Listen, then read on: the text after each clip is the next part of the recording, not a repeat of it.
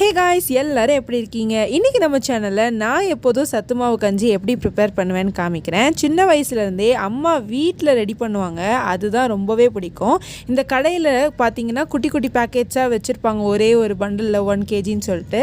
அதை வாங்கிட்டு ஆல்ரெடி ஃப்ரைடுன்னு சொல்லுவாங்க, பட் நம்ம திரும்பவும் வறுத்துட்டு அதை கடையில் கொடுத்து அரைச்சோன்னா நல்ல ஃபைன் பவுடராக கொடுத்துருவாங்க. ஸோ அதே போல் நான் நேபாளுக்கு வரதுக்கு முன்னாடி அம்மாவை ரெடி பண்ணி தர சொன்னேன், அவங்களும் ரெடி பண்ணி கொடுத்தாங்க. எங்கள் 2 பேர்த்துக்கு செய்கிறதுக்காக நான் 2லேருந்து 3 கரண்டி அளவுக்கு சத்து மாவு எடுத்துக்கிறேன்.